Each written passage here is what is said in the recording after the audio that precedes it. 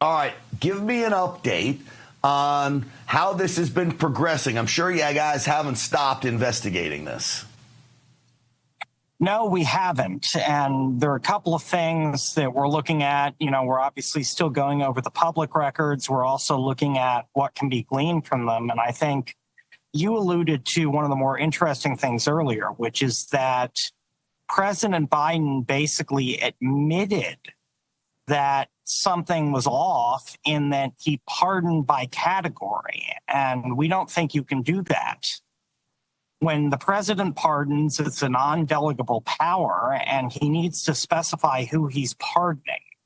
To give your staff a category, pardon everybody who you don't think is violent, how is that an execution of a non-delegable power? By definition, giving a category is a delegation. So we're very focused on the notion that President Biden has admitted in his New York Times interview, which, you know, was billed by the New York Times as exculpatory, he has admitted to taking a non-delegable presidential power and delegating it. By definition, if I give a category, that's a delegation.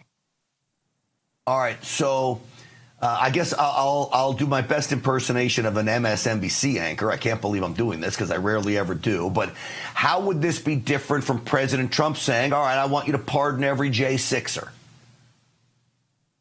So in President Trump's J6 pardon, if you look at the actual clemency warrant, it says, I am pardoning everyone who was involved in the January 6 offenses on the face of the pardon. So there may be a question of application, but the actual executive decision, the non-delegable pardon power, came from the president. Because on the four corners of the warrant, he described who was pardoned. Fast forward to Biden, where you have things like there is a warrant from January 17th, 2025, commuting, I think, in excess of 1,000 sentences that says the following individual sentences are commuted to X number of months, quote, for the offenses described to the Department of Justice, close quote. I don't know what that means. I don't know how they know what that means. That's a delegation. Go back to the death row pardons. When President Trump issued a pardon, he knew for the January 6th, I am pardoning everybody in this category. He had read it. Mm-hmm. He knew what he was saying. Did President Biden actually know who he's pardoning on death row, or did he make up a category and then have that somehow be applied by his staff? There's a difference between saying, I am pardoning everybody who's in this category. I know I'm doing it. Here it is publicly. Go forth and apply this category. And it was what was going on with Biden. All right. It's fascinating, Samuel, because, you know, we focus on the Faucis and the Mark Milleys and the big high profile pardons. But really, you had thousands of pardons that fall into these categories that may be null and void. I'll give you the last question here. What would happen if it comes out that those are illegal pardons? Are the people he pardoned all of a sudden now not pardoned and have to report back to prison?